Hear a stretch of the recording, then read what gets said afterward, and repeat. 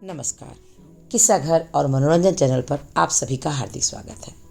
दोस्तों, यदि आपने मेरे इस चैनल को लाइक सब्सक्राइब नहीं किया है तो प्लीज़ मेरी आपसे विनती है कि जल्दी से इस चैनल को लाइक कर लीजिए, सब्सक्राइब कर लीजिए, ताकि जब भी मैं अपनी कोई भी पोस्ट डालूं आप तक उनकी नोटिफिकेशंस पहुंच जाएं। तो दोस्तों, द्वादश ज्योतिर्लिंगों की कड़ी में आज मैं आपके लिए लेकर आई हूँ चौथे ज्योतिर्लिंग श्री ओंकारेश्वर, जिसको श्री अमलेश्वर के नाम से भी जानते हैं, उनकी कहानी और महत्व। दोस्तों, मध्य प्रदेश के खंडवा जिले में पवित्र नर्मदा नदी के तट पर यह ज्योतिर्लिंग श्री ओंकारेश्वर स्थित है। इस स्थान पर नर्मदा के दो भागों में विभक्त हो जाने के कारण बीच में एक टापू सा बन गया है। इसी टापू को मांधाता पर्वत या शिवपुरी कहते हैं। नदी की एक धारा इस पर्वत के उत्तरी ओर और दूसरी दक्षिण ओर होकर बहती है। दक्षिण वाली धारा ही मुख्य धारा मानी जाती है। इसी मांधाता पर्वत पर श्री ओंकारेश्वर ज्योतिर्लिंग का मंदिर स्थित है।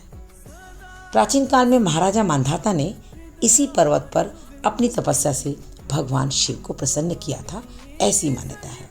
इसी कारण इस पर्वत को मांधाता पर्वत कहा जाने लगा। इस ज्योतिर्लिंग मंदिर के भीतर दो कोठरियों से होकर जाना पड़ता है। भीतर बहुत अंधेरा रहने के कारण यहाँ लगातार प्रकाश जलता रहता है। ओंकारेश्वर लिंग मनुष्य निर्मित नहीं है, स्वयं प्रकृति ने इसका निर्माण किया है। इसके चारों ओर हमेशा जल भरा रहता है।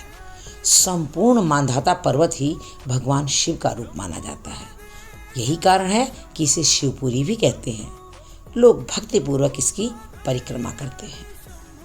कार्तिक पूर्णिमा के दिन यहाँ पर बहुत बड़ा मेला लगता है। भक्तजन यहाँ पर प्रसाद के रूप में भगवान शिव को चने की दाल चढ़ाते हैं और रात्रि की शयन आरती का कार्यक्रम बड़ी भव्यता के साथ होता है। तीर्थयात्रियों को इसके दर्शन यदि यहाँ पर जाएं तो अवश्य करना चाहिए। दोस्तों, इस ओंकारेश्वर ज्योतिर्लिंग के दो स्वरूप हैं, जिसमें से एक को अमलेश्वर के नाम से जाना जाता है। यह नर्मदा के दक्षिणी तट पर ओंकारेश्वर से थोड़ी दूर हटकर है। अलग होते हुए भी दोनों की गणना एक ही में की जाती है। लिंग के दो स्वरूप होने की कथा पुराणों में इस प्रकार कही गई है। एक बार विंध्य पर्वत ने पार्थिव अर्चना के साथ भगवान शिव की 6 मास तक कठिन उपासना की। उनकी इस उपासना से प्रसन्न होकर भूत भावन शंकर जी वहां पर प्रकट हो गए। उन्होंने विंध्य को उनकी मनोवांछित वर प्रदान किए। विंध्याचल की इस वर प्राप्ति के अवसर पर वहां बहुत से ऋषिगण और मुनि भी पधारे। उनकी प्रार्थना पर शिव जी ने अपने ओंकारेश्वर नामक लिंग के 2 भाग किए, जिसमें से एक का नाम ओंकारेश्वर और दूसरे का नाम अमलेश्वर पड़ा। दोनों लिंगों का स्थान और मंदिर अलग अलग होते हुए भी दोनों की सत्ता और स्वरूप एक ही माना गया है। शिव पुराण में इस ज्योतिर्लिंग की महिमा का विस्तार से वर्णन किया गया है।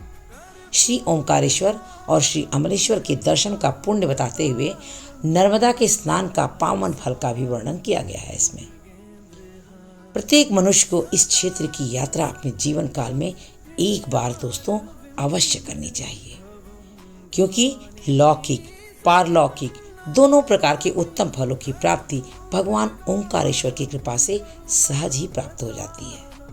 अर्थ, धर्म, काम, मोक्ष के सभी साधन उसके लिए सहज ही उपलब्ध हो जाते हैं। तो दोस्तों, जो भी मनुष्य पूर्ण श्रद्धा और भक्ति के साथ श्री ओंकारेश्वर महादेव की यात्रा करता है, उसे लोकेश्वर महादेव भगवान शिव के परम धाम की प्राप्ति सहज ही हो जाती है।